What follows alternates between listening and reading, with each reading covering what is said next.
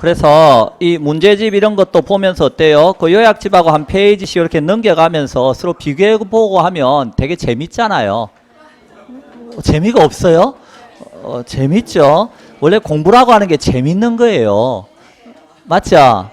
그래요. 이 앞에 있는 사람만이 느끼는 그런 감정 있죠? 자, 하기 시습지면 뭐 저기다 뭐 써놓은 그런 글자, 예, 훌륭합니다. 그런 것까지 외우고 다니고 이제.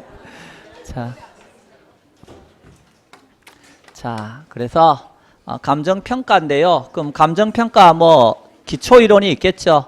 그럼 기초이론에서는 감정평가 그 요약집 160쪽에 보면 감정평가 뭐도 있어요? 의의도 있나요? 그 감정평가는 토지 등의 경제적 가치를 판정해서 그 결과를 가액으로 알려주는 거다. 근데 평가사가 알려주는 가액은 원칙적으로 무슨 가치라고요? 시장 가치라고 하는 거다. 그럼 시장 가치가 뭔지 써놨죠? 자, 그래서 시장 가치란 말이 어려우면 뭐라고 생각하면 된다고요? 정상적 가격 알려주는 거다. 그래서 시장 가치 개념 써놨으니까 한번 읽어보시고, 그 다음에 감정평가 뭐 기능 이런 말도 있나요? 그거 보니까 그런 말도 있죠. 감정평가는 무슨 기능 하는 거예요? 크게 두 가지 기능이 있네요. 정책적 기능하고 경제적 기능이 있는데, 쉽게 말해서 이런 겁니다. 자, 여기에서 지금 시장 가치, 정상적 가격, 수요와 공급이 딱 만났을 때 균형 가격 이거 알려주면 무슨 기능 하냐는 소리입니다. 그러면 정책적으로 한번 생각해봐요. 이 가격에 따라 토지를 수용하면 어때요? 정상적 가격에 따라 보상이 이루어지니까 합리적인 손실 보상이 될 것이고, 이 가격에 따라 세금을 부과하면 과세의 합리화가 이루어지겠죠. 그리고 저 위에 무슨 가격이 있냐면 투기 가격이 있어요. 그러면 정부는 뭐가 있어야 기준이 되는 점이 있어야 어때요? 이걸 바탕으로 투기 가격 이걸 어때요? 적정한 가격으로 내려 하고 뭐 할 수도 있고 유도할 수도 있는 거잖아요. 그리고 여러분 국계법 배우시죠? 그거 뭐 하는 법이에요? 국토 전체적으로 계획을 세워서 효율적으로 이용하고 관리하자는 법이잖아요. 그러면 그런 효율적인 이용과 관리가 되려면 가장 베이스가 뭐예요? 정상적 가격에 따라서 어때요? 정책을 써야 그런 효율적인 이용과 관리가 된다는 거예요. 그걸 무슨 기능이라고 써놨어요? 정책적 기능. 책에 보입니까? 예. 부동산의 효율적 이용과 관리, 적정한 가격으로 유도, 합리적인 손실보상, 과세의 합리화 이런 말 써놨잖아요. 그 다음에 일반 경제적 기능은 뭐겠어요? 경제적 기능은 시장에 사는 기능이에요. 시장은 뭐 하는 곳이라고요? 자원 배분해 주는 곳이잖아요. 그럼 수요와 공급이 딱 만나는 곳 자원 배분되면요, 효율적인 자원 배분이 되겠죠. 그리고 요 가격은 시장에 참여하는 당사자들이 의사결정을 내릴 때 판단 기준이 되는 거예요. 그리고 저 위에 투기 가격이 있어요. 그러면요, 투기 가격에 따라 그래하세요. 그러면 당사자들이 뭐라 그래요? 평가사가 요게 어때요? 정상적 가격이라던데요? 이러면서 어때요? 요 가격에 따라 하지 않고 요 가격에 따라 행동하려고 하겠죠? 그러므로서 시장에서 거래 질서가 확립될 수 있다. 그런 게 무슨 기능이라고요? 일반 경제적 기능이라고 쓰는 거예요. 그래서 우리 책도 문제에서 첫 번째 뭘 물어봤어요? 231쪽의 감정평가 기초이론의 1번에서 감정평가 기능에 해당되지 않는 것들에 물었잖아요. 보입니까? 예, 적정한 가격으로 뭐 할 수 있다고요? 유도 이렇게 저 위에 투기 가격이 있으면 정책을 써서 적정한 가격을 내릴 수도 있고요. 부동산의 효율적 이용과 관리, 합리적 손실보상, 효율적 자원 배분 그런 것들이 조금 전에 읽었던 정책적 또는 경제적 기능이었어요. 근데 경기가 안 좋으면요, 경매평가 이런 것 많이 나옵니다. 맞나요? 경매 많이 들어가니까. 그러면 경매평가 많이 하면요, 경기가 좋아지나요? 그건 아니죠. 그래서 5번에서 경기의 활성화에 기한다. 이거는 평가와 관계가 없다는 소리예요. 예. 자, 그래서 답은 여기서는 틀린 것은 5번입니다. 자, 그래서 이런 걸 통해서 기능 한번 읽어보시고. 근데 뭐 아무래도 서론 기초이론에서는 뭐가 중요하다 그랬어요? 분류. 요게 제일 중요하다 그랬죠. 그럼 분류와 관련해서 쫙 써놨잖아요. 첫 번째, 공인된 자격을 가진 개인이 평가하는 걸 무슨 평가? 공인평가. 행정기관에서 하는 평가, 공적평가. 반드시 해야 되면 필수적 평가, 해도 되고 안 해도 되면 임의적 평가. 기억납니까? 그래서 토지를 수용한다, 반드시 해야죠. 경매한다, 반드시 해야 됩니다. 매매, 상속 이런 건요, 해도 되고 안 해도 되는 거라 그랬죠. 임의적 평가 이렇게. 자, 전문성에 따라 1차, 2차, 3차 수준의 평가가 있는데 평가사가 평가했다 몇 차? 3차.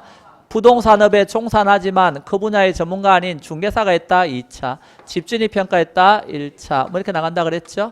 자, 그 다음에 우리나라 감정평가 규칙에는 평가는 현재 상황 그대로 놓고 평가하는 게 원칙이라고요. 그걸 뭐라 그래요? 현황 기준 평가죠. 그런데 조건을 붙여 평가하는 건 조건부 평가고, 과거의 특정 일을 기준 시점으로 하는 건 무슨 평가고?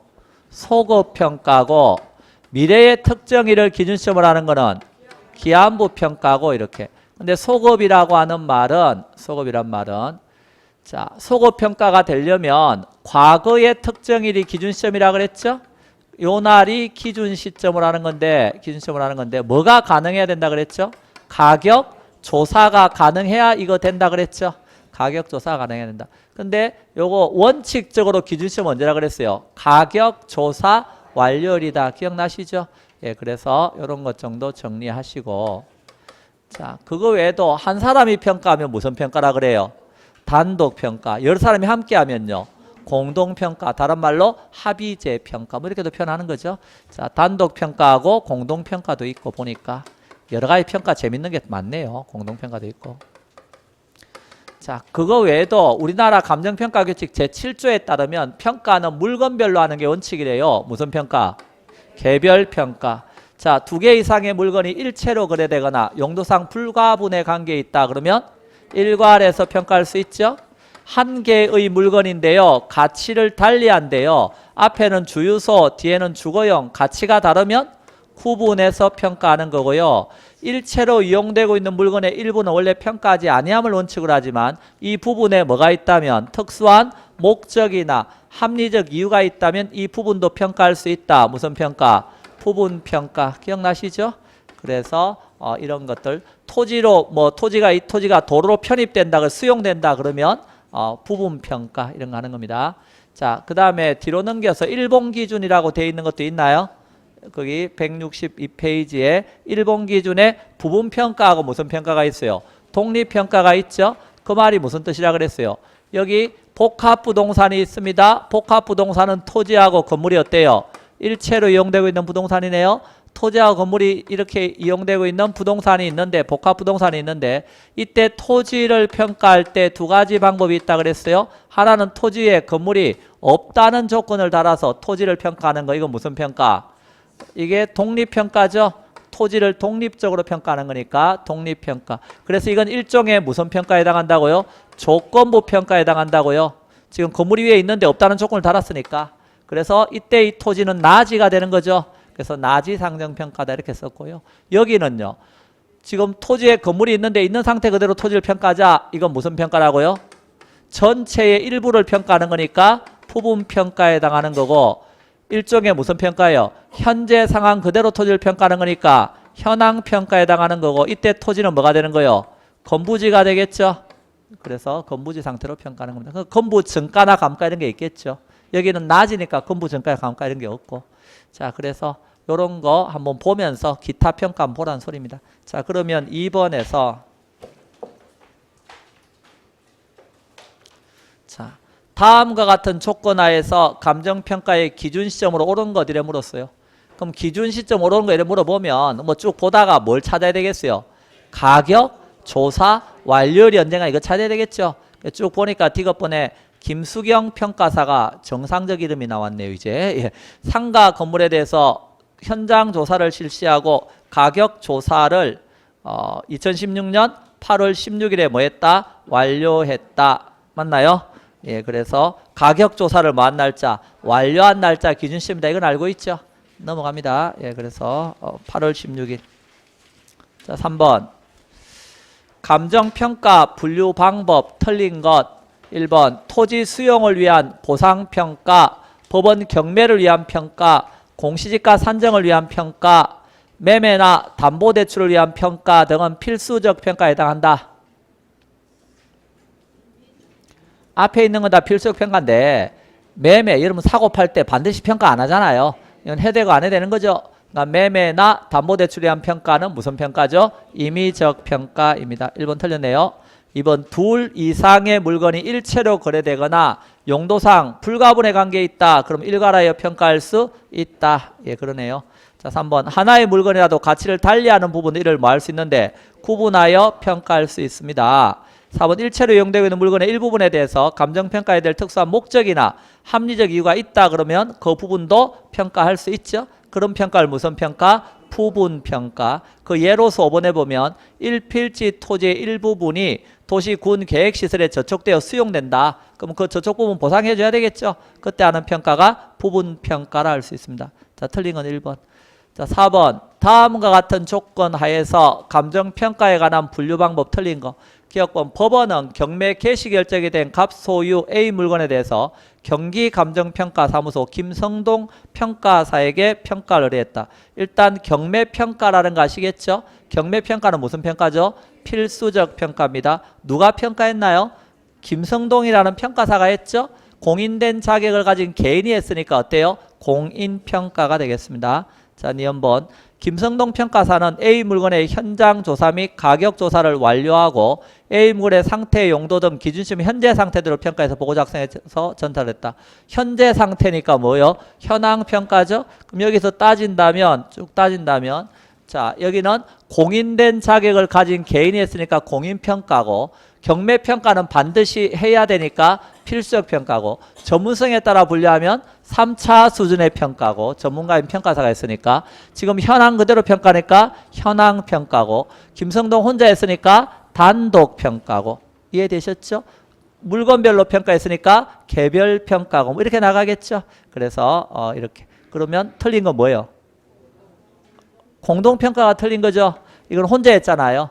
그래서 단독평가에 해당하는 겁니다. 여러 사람이 함께 하는 게 공동평가고 다른 말로 공동평가의 다른 말이 뭐죠? 합의제 평가입니다.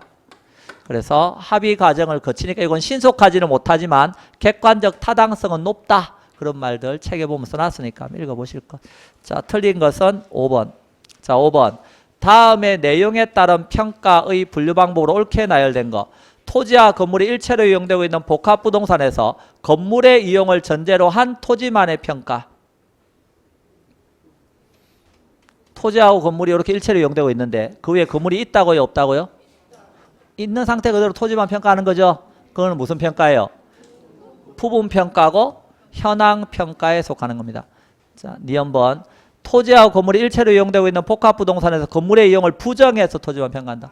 건물이 있더라도 없다는 조건 달아서 토지만 평가하겠다. 무슨 평가? 독립평가고 일종의 조건부 평가입니다. 답은 1번이 되겠습니다. 자, 234쪽. 그러면 이제 요약집으로 따지면 162쪽으로 넘어간 거죠. 예. 자, 그래서 첫 번째 뭐 알아야 된다고 돼 있어요? 우리 가격 이론에서는 첫 번째 평가사가 구하는 가격은 사실은 뭐다? 가치다. 그걸 알아달라는 거죠. 그래서 평가사가 알려주는 가격은 가치다.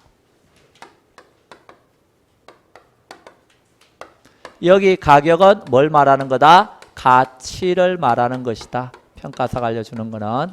그래서 오히려 이 가격은 여기 있는 프라이스를 말하는 게 아니라는 거예요. 그럼 프라이스는 교환의 대가로 실제 지불된 값이죠. 얼마 줬는데 3억 줬다. 그게 실제 지불된 값입니다. 매도자와 매수자 사이에서 교환된 값이죠. 몇 개 있어요?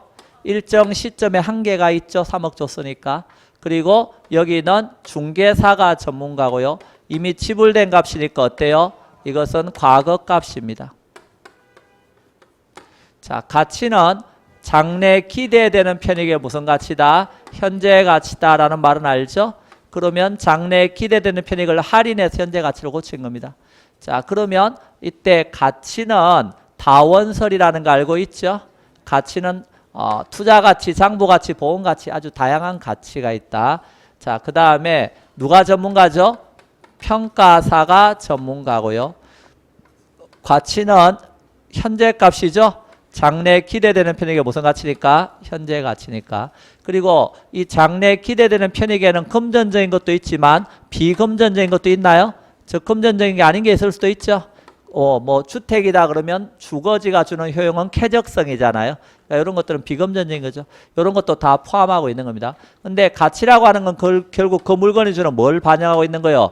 효용을 반영해서 가치가 이뤄내는 거죠. 근데 효용이라는 말은 주관적이고 어떻다 그랬어요? 추상적이다. 가치는 주관적이고 추상적인데 자, 어떤 것이 가치가 시장에서 화폐를 매개로 해서 나타난 게 뭐다? 가격이다. 그래서 화폐를 매개로 해서 나타난 게 가격이니까 가격은 구체적이고 어떻다? 객관적이다. 그러면 이때 가치하고 가격은 단기적으로는 어떻게 된다 그랬죠? 여기에서 가격하고 요 가치는 단기적으로는 괴리된다는 거 기억나시죠? 단기적으로는 괴리된다, 달라질 수 있어서 플러스 마이너스 오차가 발생할 수 있는 겁니다. 그렇지만 장기적으로는 조정이 일어나니까 장기적으로 어떻다? 일치하게 된다. 그러면 장기적으로 일치하면 가치가 올라가면 결국 뭐도 올라갈 수밖에 없어요. 가격도 올라가겠죠? 그래서 가격의 베이스에는 뭐가 있는 거죠? 가치가 있는 겁니다. 이렇게. 자, 그래서 비례관계가 됩니다. 다만 조심할 것은 화폐 가치와 가격은 어떤 관계에 있다고요? 돈 가치가 떨어지는 것을 인플레이션이라 불러요. 인플레이션이 발생하면 물가는요? 올라가죠. 그러니까 화폐 가치와 가격은 반비례 관계입니다. 일반적으로 가치와 가격은 무슨 관계지만? 비례 관계지만 자, 그걸 바탕으로 해서 234쪽 자, 1번 가격과 가치 개념입니다. 틀린 거. 가격을 이루는 기초에는 뭐가 있다? 가치가 있으므로 가격은 가치에 의해서 결정된다. 예. 그래서 가치와 가격은 비례관계니까. 가치가 화폐를 매개로 표현된 게 뭐라고요? 가격. 현재 부동산 가격이 가치하고 정확히 일치한다고 볼 수는 없죠? 왜? 오차가 생길 수 있습니다. 세 번째, 가격은 과거값이기 때문에 시장에서 확인하면 누구나 알 수 있지만 가치는 누구나 쉽게 알 수 있는 건 아니다. 그래서 다양한 가치가 있으니까 가치에 대한 전문가는 평가사라 그랬습니다. 4번 일정 시점에서 특정 부동산에 대한 가격은 하나지만 가치는 담보가치, 보험가치, 과세가치, 장부가치 뭐 이러면서 어때요? 다양한 가치가 있습니다. 5번 가치는 특정 부동산에 대한 교환의 대가로 시장에서 매수자와 매도자 간에 실제로 지불된 금액이다. 이건 가치가 아니고 뭐죠? 가격이 되겠습니다. 2번 가격과 가치 틀린 거. 1번 재화 가격의 본질인 가치는 장래에 기대되는 편익을 현재 가치로 환원한 값이다. 맞죠? 예. 가치가 그렇다는 겁니다. 2번 가격이 과거값, 가치는 현재값. 맞나요? 장래에 기대되는 편익을 다양한 목적으로 평가하는 현재값이다. 맞습니다. 3번 일반적으로 가치가 크면 가격도 어때요? 상승. 화폐 가치가 상승하면 가격은 하락이죠. 예. 3번이 틀렸네요. 예. 부동산 가치와 가격에는 뭐가 있다? 오차가 있다. 가치란 그래서 가격에다 플러스 마이너스 뭐다? 오차. 자, 5번 가격은 시장의 수요와 공급에 결정되므로 일시적으로 가격과 가치는 어떻다? 괴리될 수 있다. 근데 장기적으로는 조정돼서 같아진다 그랬죠. 그럼 결론은 틀린 것은 3번. 자, 그 다음에 3번 가치 중에서 아주 다양한 가치가 있다 그랬죠. 그 중에 우리 시장 가치라고 하는 개념 배웠나요? 뭐가 시장 가치라 그랬어요? 통상적인 시장에서 충분한 기간 동안 거래를 위해서 뭐 되어 있고 공개되어 있고 그거 보입니까? 3번에 그 대상 물건의 내용에 대해서 정통한 당사자들이 신중하고 자발적인 거래를 한다고 했을 때 성립될 가능성이 가장 높다고 인정되는 대상 물건의 가액, 그것을 뭐라 불렀다? 시장 가치. 그건 다 알고 있죠. 그래서 평가사는 요 가치고 하는 게 원칙이라 그랬습니다. 자, 그 다음에 그 밑에 가치다운설이니까 다양한 가치에 대해서 이야기하고 있습니다. 교환가치, 사용가치, 투자가치, 공익가치, 장부가치 머리말 쭉 나옵니다. 그냥 상식으로 생각하면 돼요. 교환가치는 어디에서 구하는 가치예요? 시장에서 그 교환되었을 때, 매매되었을 때 나타나는 가치가 교환가치예요. 그래서 이 교환가치는 무슨 가치하고 매치될 수 있죠? 시장가치하고 매치될 수 있는 겁니다. 자, 객관적 가치하고 되는 거죠. 사용가치는요. 대상 부동산이 특정한 용도로 사용되었을 때 가지는 가치입니다. 사용가치는 그 밑에 있는 3번에 있는 투자가치와 관련을 가지는 거예요. 그럼 투자가치는 대상 부동산이 특정한 투자자에게 부여하는 무슨 가치죠? 주관적 가치. 우리 투자론 할 때 배웠죠? 투자 가치가 뭐보다 크거나 같으면 시장 가치보다 크거나 같으면 투자한다. 그때 투자 가치는 무슨 가치? 주관적 가치. 시장 가치는 객관적 가치. 자, 3번 틀렸네요. 공익 가치는 공익 목적에 이용되었을 때 가치예요. 그럼 공익 목적이 뭐라는 거예요? 보전이나 보존과 같은 공공 목적의 비경제적 이용에 이용되었을 때 가치입니다. 그게 공익 목적 가치입니다. 5번 장부 가치는요. 우리 장부는 취득 가격이 있죠. 거기에서 그동안 발생한 감가액을 빼야 되겠죠. 그럼 현존하는 가치가 나오겠죠. 그게 무슨 가치다? 장부 가치입니다. 읽어보실 것 넘어갑니다. 자, 이거 배우고 나서 거기 163쪽에 있는 뭐 시장 가치니 이런 거 배우고 나서 요약집에서 그리고 164쪽에 있는 박스에 있는 뭐에 대해서 배운 거예요 지금? 가치 다원설에서 사용 가치 뭐 이런 거 배운 거죠? 기억납니까? 예, 그래요. 그리고 하나 더 알아야 될 게 뭐 알아야 된다 그랬어요? 거기 163쪽에 있는 앞 페이지에 있는 부동산 가격에 뭐 알아야 된다고요? 특징 알아달라 그랬죠? 맞나요? 예, 정규수업 시간에 이렇게 했잖아요. 부동산 가격의 특징은 동산 가격하고 비교한 거라 그랬어요. 동산 대표주자로 콜라 이야기했어요. 콜라가 지겨우면 뭐 하시면 된다? 합격해서 빨리 나가시면 된다. 이제 그렇죠? 지겹다 그럼 빨리 나가시면 돼요. 합격해서. 자, 1번 협의의 가격과 뭐가 있다? 임료가 있다. 콜라는 뭐가 없다는 뜻이라고요? 임대료 이런 개념이 없다 그랬어요. 근데 부동산은 임대료가 있다 하는 게 첫 번째 특징이고요. 두 번째, 콜라는 제가 콜라 샀다 그러면 제 손에는 뭐? 콜라라는 물리적 실체가 들려있죠. 그걸 제가 소모하고 효용을 누리고 끝냅니다. 그러니까 콜라는 물리적 실체에 대한 값이라 그랬어요. 근데 부동산은 내가 땅 샀다 그러면 내 손에는 뭐가 들려있다고요?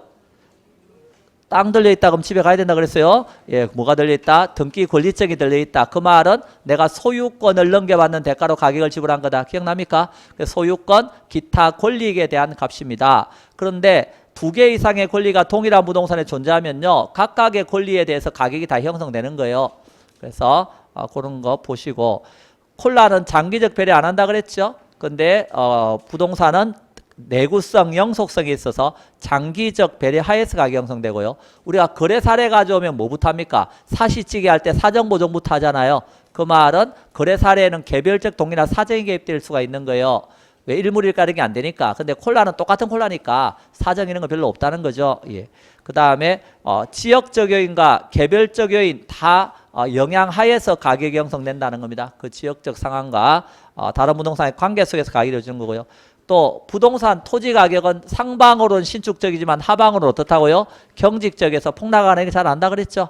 그래서 하방 경직성과 상방 신축성 이런 게 특징이고 우리 가격의 이중성이라는 말 배웠죠. 그 가격의 이중성은 조금 밑에 배울 이제 유용성, 희소성, 뭐 유효수 이런 결합에서 가격이 결정됩니다. 근데 결정된 가격은 다시 어디 영향을 준다? 수요와 공급에 영향을 줘서 수급을 조절한다. 이런 피드백 관계를 우리가 이중성이라고 한다. 뭐 이런 용어들 배웠죠. 그럼 그런 내용을 바탕으로 해서 몇 번 문제를 보시면 236쪽에 있는 5번 문제를 보시면 자, 부동산 가격에 대한 설명 틀린 거 1번. 부동산 가격은 소유권의 관계에서 발생한다. 그러니까 소유권 기타 권리익의 값이 가격이니까 그런 기타 소유권 가치 이런 걸 반영해서 가치가 이루어진다는 뜻입니다.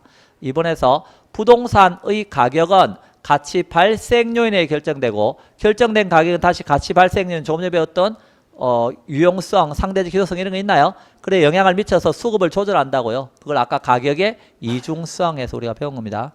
3번 가격은 과거와 장래에 걸쳐서 장기적 안목에서 형성되고 계례가 아니고 거래 등의 필요에 따라서 오타났네요.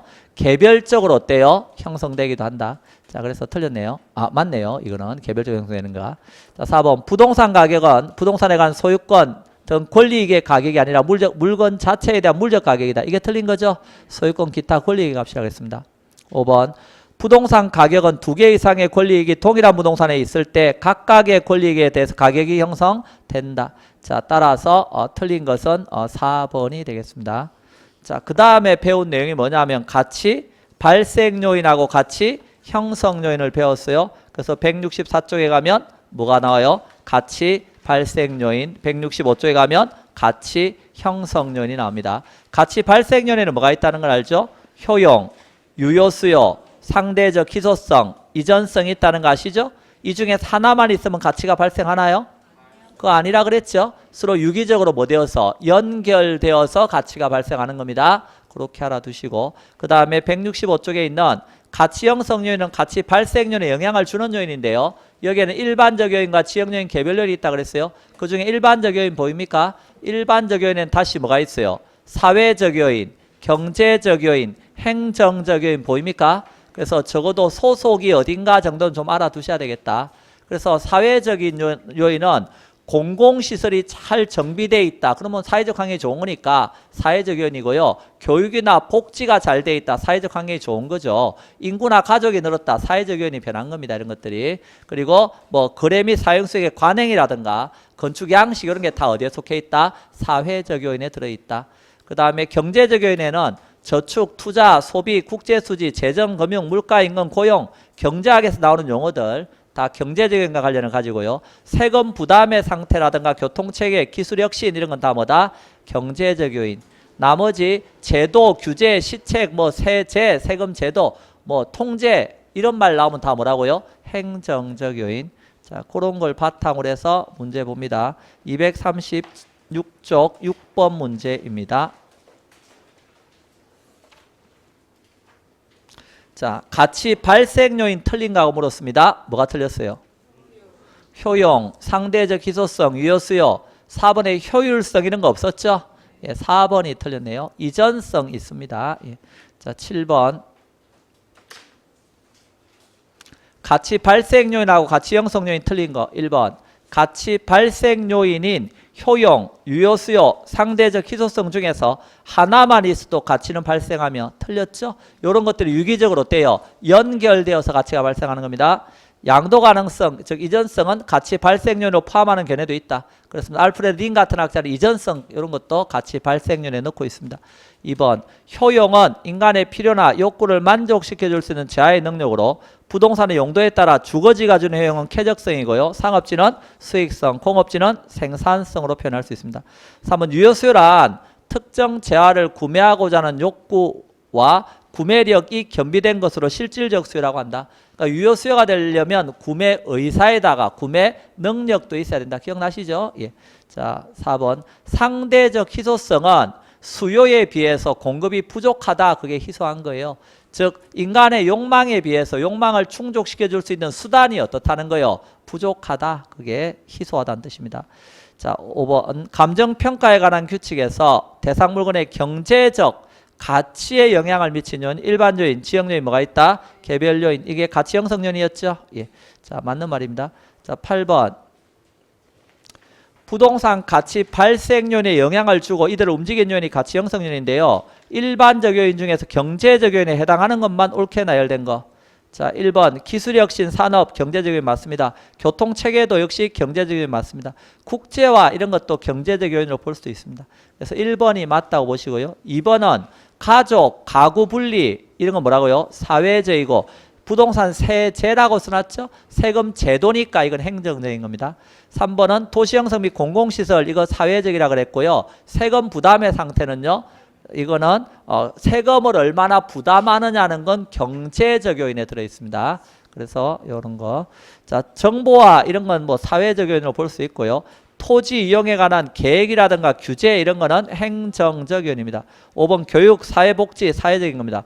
부동산 거래 및 사용수의 관행 아까 이것도 사회적 요인에 들어있었습니다. 자, 넘어갑니다. 그리고 이제 뭐가 시험에 잘 나온다 그랬어요? 167쪽에 있는 가격 재원칙 보입니까? 자, 가격 재원칙에서 그 체계도가 있고 그 뒤에 보면 또 뭐가 있어요? 168쪽에 의의하고 알아야 될 그 특징들 써놨죠? 그래서 요 정도는 최소한 알고 있어야 된다. 자, 제가 너무 많아요? 여기 4문제 나오는데 어떡하죠? 갑자기 막 해야 되겠다는 의욕이 생기지 않아요? 예. 자, 그래서 그 정도는 해야 됩니다. 예, 그래서 많지도 않아요. 할 수 없어요. 여러분이 또 어때요? 그거 언제예요? 그러면 또 강사는 또 뭐 할 수밖에 없어요? 또 열심히 또 설명해 줘야 돼요. 그래서 자, 가격 재원칙에서 가장 기준 내는 원칙 무슨 원칙? 최유효 이용 원칙. 뭐라고 써놨어요? 부동산의 가격은 최유효 이용의 방법을 표준으로 해서 형성된다. 토지는 용도의 다양성이 있죠. 다양한 용도 중에서 뭐 되었을 때 최유효 이용되었을 때 같이 알려주는 거다. 그래서 최유효 이용의 원칙은 적합의 원칙과 더불어서 어디에만 적용된다? 부동산에만 적용되는 고유 원칙이다. 168쪽 메뉴에 써놨죠. 예. 자, 최유효 이용과 관련해서 시간적인 면에서 토대가 되는 원칙에는 두 가지가 있네요. 변동의 원칙하고 예측의 원칙. 그래서 변동의 원칙과 예측의 원칙인데 변동의 원칙은 뭐라고 써놨어요? 변동의 원칙은 부동산의 가격은 다수의 가격 형성요인 변화 과정에서 형성된다는 원칙이다. 그래서 앞에서 배웠던 가격 형성요인이 가치 형성요인 같은 말입니다. 가치 형성요인이 뭐하면? 변하면 뭐도 변하죠? 가치도 변한다는 원칙입니다. 그래서 평가사는 가치 구할 때 가치 형성요인 잘 살펴서 가치 구하세요. 이런 뜻인데 여기 변동의 원칙과 관련해서는 가치는 계속 변하니까 뭘 명시해 줘야 되고 기준 시점 명시해 줘야 되고 거래 시점 가격은 기준 시점 가격으로 오면 시점이 달라졌으니까 수정을 해줘야 되죠. 그게 뭐다? 시점 수정. 그래서 기준 시점, 시점 수정의 이론적 근거가 되는 게 무슨 원칙? 변동의 원칙.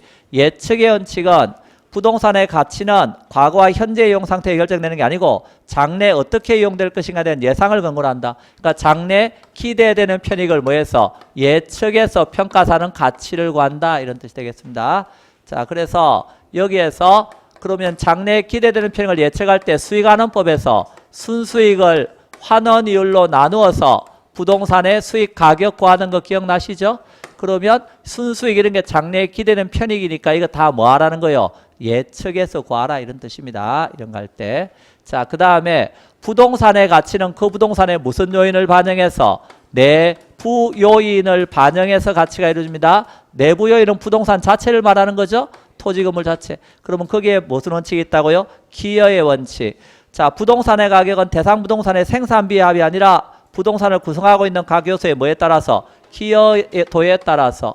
그래서 기여의 원칙은 이 부동산의 가치는 구성 부분에 뭘 반영하라고 되어 있다고요? 기여도를 반영해서 뭐가 이루어진다? 가치가 이루어진다. 따라서 기여의 원칙은 여기다 생산비 이런 말 쓰면 안 된다 그랬죠? 생산비의 합이 아니고 기여도의 합입니다. 왜 그렇죠? 건물이 10억인데 여기 엘리베이터 설치했어요. 그럼 생산비가 1억 들었어요. 그러면 딱 11억 되는 거 아니라 그랬죠? 그것은 기여도를 반영해서 기여도가 2억이다 그러면 12억이 되는 거예요. 그래서 이거는 추가 투자 뭐와 관련을 가지죠? 추가 투자 적부와 관련을 가지죠. 이럴 땐 추가 투자 해야 돼요? 말아야 돼요? 해야 되죠. 기여도가 더 크니까. 근데 5천만 원밖에 안 올라간다고 하면 하지 말아야 되겠죠. 그래서 기여의 원칙. 자, 균형의 원칙은 뭐라고 써놨어요? 부동산의 유용성이 최고도로 발휘되려면 그 내부 구성 요소 간에 뭐가 맞아야 된다고요? 구성 요소 간에 균형이 맞아야 된다는 원칙입니다. 자, 균형이 안 맞으면 감가라고 돼 있죠? 그때 감가를 무슨 감가? 기능적 감가. 기능적 감가하려면 대상 부동산 자체를 분석하는 무슨 분석? 개별 분석 이런 거 해봐야 된다. 자, 그 다음에 수익 무슨 원칙이 있어요? 체정 체감의 원칙, 수익 배분의 원칙 보이나요? 그 중에 수익 배분의 원칙을 다른 말로 뭐라고 써놨어요? 잉여 생산성의 원칙이다.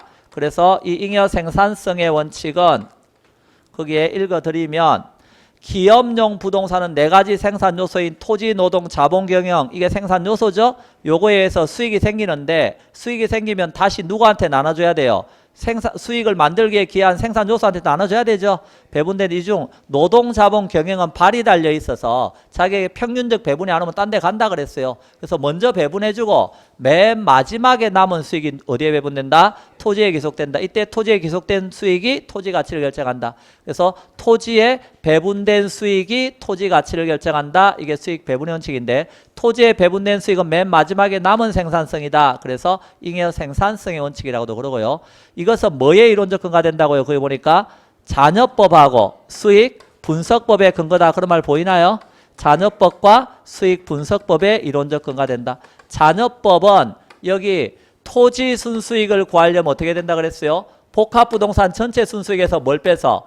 건물 순수익 빼면 토지 순수익 나온다 그랬죠? 이런 게 잔여법인데 그러면 토지와 건물로 수익을 배분하고 있잖아요. 그러니까 수익 배분의 원칙과 관련을 가진다. 자, 그래서 잔여법, 수익 분석법도 역시 마찬가지 논리입니다.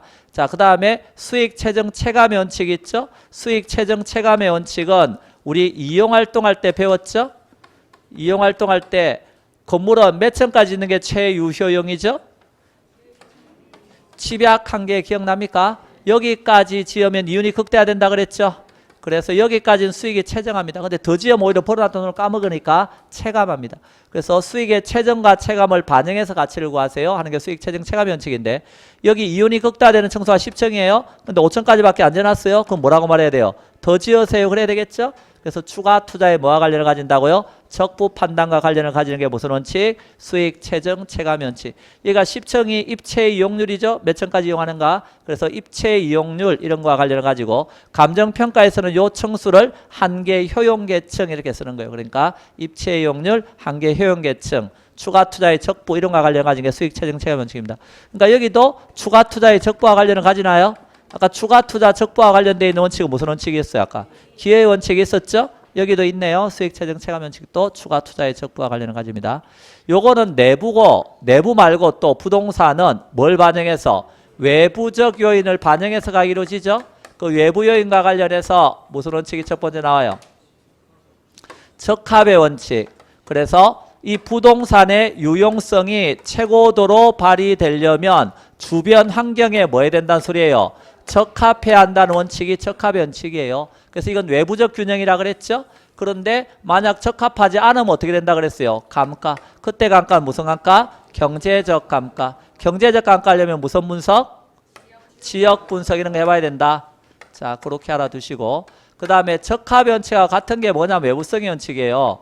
같은 건데요. 다만 방향만 다르다고요. 외부성의 원칙은 뭘 기준으로 하는 거니까? 외부 환경을 기준으로 하는 거니까 외부 환경이 대상 부동산에 어때요? 유리하거나 불리한 영향을 미쳐서 가게 된다. 이게 무슨 원칙? 외부성의 원칙이 되겠습니다. 그러니까 같은 거예요. 이거는 다만 방향이 다를 뿐이에요.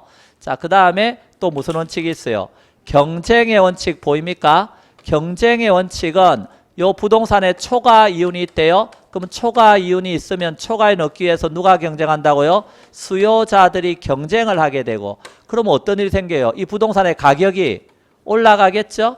가격이 올라가면 이제 비싸게 사야 되는 거예요. 수요자는 비싸게 사면 남는 게 많아져요? 적어져요? 적어져요. 그 말은 초과이윤이 언젠가는 없어지겠죠? 그러면 더 이상 높은 가격 지불하지 않는다는 거예요. 그래서 초과이윤을 얻고자 하는 수요자들의 경쟁 관계 속에서 가기를 준다. 경쟁 원칙입니다. 근데 경쟁은 누가 하는 거고? 사람이 하는 거잖아요. 그런데 물건들이 서로 어때 될 수 있다? 물건 상호 간의 경쟁이 대체의 원칙입니다. 그래서 물건들이 대체될 수 있죠? 그러면 대체될 수 있는 물건 상호 간의 관계 속에서 가게 해준다. 이게 무슨 원칙이죠? 대체의 원칙인데, 다르게 말하면 여기 물건들이 쭉 있습니다. 부동산들이 쭉 있는데 효용이 동일하답니다. 그러면 사람들은 뭘 택하는 거죠? 가격이 싼 걸 택합니다. 그럼 다른 것들은 다 10억에 거래되는데 내가 50억 불렀어요. 효용이 같답니다. 그럼 사람들이 이거 사요 안 사요? 안 사. 가격 싼 거 택하니까 아무리 내놔도 50 불러도 안 팔리네. 그럼 팔려면 어떻게 돼요? 나도 10억. 이렇게 가격 낮춰야 되겠네요. 대체될 수 있는 물건과의 관계 속에서 가격을 준다. 무슨 원칙? 대체의 원칙입니다. 그럼 효용이 같으면 가격이 싼 거, 가격이 같으면 효용이 높은 걸 선택하는 원칙이 되겠습니다. 그리고 대체의 원칙은 감정평가 3방식 모두에 뭐라고 써놨어요? 이론적 근거다 하는 거 써놓고 있네요. 원가 방식, 비교 방식, 수익 방식 모두 이론적 근거 내는 게 대체의 원칙입니다. 자, 대체된다는 건 뭘 말하는 거죠? 포기되는 게 있는 거죠? 포기되는 걸 반영하자. 그게 뭐라고요? 기회 비용의 원칙이 되겠습니다. 자, 경쟁을 한다는 것은 수요와 공급을 반영하게 돼 시장에서 나오죠. 수요와 공급으로 나옵니다. 그래서 수요 공급의 원칙. 수요 공급의 원칙에 의해서 가격이 결정되고, 결정된 가격은 수요 공급에 영향을 미친다. 가격의 이중성의 이론적 근거가 되는 게 수요 공급의 원칙입니다. 그래서 뭐 이런 것들과 관련된 내용 정도 정리하라는데 그게 뭐가 어려워요. 그냥 하면 되지. 그래서 자, 9번 문제 보세요. 자, 다음의 현상을 설명할 수 있는 감정평가 이론상 가격원칙 옳게 나열된 거 기억번. 주택의 크기에 비해서 부엌이 너무 작대요. 다용도실은 너무 크대요. 욕실은 또 너무 작대요. 지금 그래서 어때요? 최고 가치 구현하는데 제요소가 된다. 뭔 소리죠? 내부적으로 균형이 안 맞는 거죠. 그러니까 이것은 균형의 원칙과 관련을 가지고 기능적 감가해야 되겠죠. 자, 그 다음에 니은번 50억 원짜리 건물에 1억 원을 들여서 엘리베이터 설치했대요. 그때 건물의 가치가 51억이 되는 게 아니고 그 엘리베이터가 건물 가치에 기여하는 정도에 따라 그 이상이야 될 수 있다. 무슨 원칙? 기여의 원칙. D급번은 주변 지역에 올리지 않게 과대 개량된 부동산은 비용이 투입된 만큼 가치가 높게 형성되는 게 아니고 오히려 시장에서 결정된 수준까지 하락하는 게 보통이다. 무슨 원칙이에요? 적합, 주변 환경과 올리지 않아서 경제적 감가가 생긴 거죠? 예, 그래서 답은 1번 되겠습니다. 자, 10번. 자, 보기와 관련이 깊은 가격 원칙으로 옳게 연결된 거 기억번. 뭔지 딱 보니까 나오나요? 기여도에 따라 가치가 영향을 받고 추가 투자의 적부 판단, 기여의 원칙 나와야 되죠? 동그라미 1번에 기여의 원칙이라고 써놨으니까 맞네, 그냥 이거는. 예. 니은번. 부동산의 유용성이 최고도로 발휘되려면 부동산에 속한 환경에 적합해야 된다. 무슨 원칙? 적합의 원칙. 적합하지 않으면 경제적 감가. 2번은 니은번 균형의 원칙이라 해서 틀렸네. D급번. 가격이 동일하면 효용이 높은 거 선택하고 그 선택된 부동산의 가격이 다른 부동산 가격에 영향을 미친다. 무슨 원칙? 대체 원칙. 자, T급번 틀렸네요. 자, 리얼번. 부동산의 가격은 가치 형성률의 변동에 따라 변동한다. 무슨 원칙? 변동의 원칙. 그래서 기준 시점 이런 거 명확해야 된다. 변동의 원칙. 자, 미연번. 부동산이 최대의 가치를 구현하기 위해서는 투입되는 생산 요소 결합 비율이 적절하게 균형을 맞아야 된다. 균형의 원칙. 균형의 원칙. 자, 따라서 옳은 것은 1번. 자, 11번. 자, 틀린 거. 부동산의 초과 설비, 과소 설비 판정할 때 직접 적용되는 가격 원칙 뭐? 균형의 원칙. 1번 틀렸네요. 자, 2번. 변동의 원칙은 평가할 때 기준 시점 확정이 필요하다. 맞고요. 자, 3번. 3방식 모두 이론적 근거 뭐라고요? 대체의 원칙. 4번. 기능적 감가의 이론적 근거 뭐? 균형의 원칙. 빨리 나와야죠. 기능적 감가. 균형이 안 맞으면 기능적 감가. 건물하고 부지가 부정하고 있다. 내부적으로 균형이 안 맞는 거죠. 그래서 균형의 원칙. 5번. 부동산의 유용성이 최고도로 발휘되려면 속한 지역 환경에 적합해야 된다. 적합의 원칙. 자, 틀린 건 1번. 12번. 옳은 거 1번. 부지와 건물 등 구성 요소 간의 적응 상태를 분석하는 건 무슨 원칙? 균형의 원칙. 내부잖아요. 내부. 그쵸? 부동산 자체니까. 2번. 토지, 자본, 노동, 경영 각 생산 요소에 발생한 총수익은 이들 제요소에 배분되는데 자본, 노동, 경영에 배분되고 목 위에 남은 게 배분이 정당해지면 토지에 기소한다. 무슨 원칙? 수익 배분의 원칙. 다른 말로 잉여 생산성의 원칙. 3번. 부동산의 유용성이 최고도로 발휘되려면 그 부동산에 속한 지역 환경에 적합해야 된다. 무슨 원칙? 적합의 원칙. 초과율은 경쟁을 이야기하고 경쟁은 초과율을 감소 소멸시킨다는 원칙. 무슨 원칙? 초과 이윤 이런 말 나오면 뭘 떠올리시라고요? 경쟁의 원칙을 떠올리시라니까요. 초과 이윤이 생기면 경쟁에서 나중에는 결국 초과 이윤이 소멸하고 감소하잖아요. 무슨 원칙이다? 경쟁의 원칙. 자, 그 다음에 5번. 부동산의 가격도 일반지와 마찬가지로 가치 형성된 변화에 따라 상호 인과관계 변동 과정에서 형성된다. 무슨 원칙? 변동의 원칙. 뭐 이 쉬워 문제들이. 예. 자, 5번. 자, 넘어갑니다. 자, 13번. 가격 재원칙 틀린 거 1번. 가격이 유사함이 효용이 가장 높은 게 선택되고 조금 전에 했잖아요. 대체의 원칙. 1번은 맞네요. 2번. 추가 투자의 적정성 판단 기준 내는 원칙에는 두 가지가 있었죠. 기여의 원칙하고 수익 최정 체감의 원칙. 2번이 틀렸네요. 감정평가할 때 시점 수정의 이론적 근거 변동의 원칙. 부동산 가격이 최유효 이용을 전제로 해서 파악되는 가격을 표준으로 해서 형성된다. 최유효 이용의 원칙. 5번. 기능적 감가 이론적 근거가 되는 원칙 균형의 원칙. 경제적 감가 이론적 근거 적합의 원칙. 자, 틀린 건 2번. 14번. 옳게 연결된 거 1번. 부동산 고유의 가격 원칙 아까 뭐가 있었어요? 최유효 이용의 원칙과 적합의 원칙은 부동산에만 적용되는 고유 원칙이라고 한 거 기억나시죠? 자, 따라서 1번 틀렸네요. 자, 2번. 시점 수정 그러면 변동의 원칙 딱 나와야 되고요. 부지와 건물의 구성요소 간의 적응 상태 분석했다. 균형의 원칙이 나와야 되고요. 건물잔여법, 수익분석법 이런 말 나오면 잔여법이니 수익분석법 이런 말 나오면 수익 배분의 원칙이 나와야 되고요. 5번에서 추가 투자 적정성 판단 기준은 기여의 원칙이나 수익 최정 체감의 원칙 어떤 것이 나와도 맞습니다. 답은 5번이네요. 자, 오늘의 마지막 문제 15번. 옳은 거. 자, 1번. 기능적 감가 이론적 근거 뭐죠? 균형의 원칙. 토지잔여법 성립 근거 수익 배분의 원칙. 추가 투자의 적부 판단, 기여의 원칙이나 수익 최정 체감 원칙, 기준시점 확정, 변동의 원칙, 부동산 가치는 생산비의 합이라는 이론적 근거? 그런 말 한 적 없죠? 생산비가 아니고 뭐라고요? 기여도의 합. 기여도라는 말 대신에 공헌도 또는 한계 생산성 이런 표현은 맞습니다. 그렇지만 생산비의 합이다 이러면 안 된다 그랬어요. 그래서 요거는 무슨 원칙? 기여의 원칙인데 생산비가 아니라 기여도가 들어가야 됩니다. 자, 그래서 옳은 것은 2번이 되겠네요. 그래서 오늘은 여기까지 했네요. 자, 오늘 많이 했나요? 네, 많이 하면 기분이 좋아야죠. 네, 그래서 자, 결론은 그거라 그랬어요. 공부의 최고봉은 밀어붙여서 마지막까지 하는 사람. 아셨죠? 예. 마지막까지 벼락치기라도 해야 됩니다. 예, 마지막까지 열심히 하세요. 자, 오늘 강의 마치겠습니다. 자, 수고하셨습니다.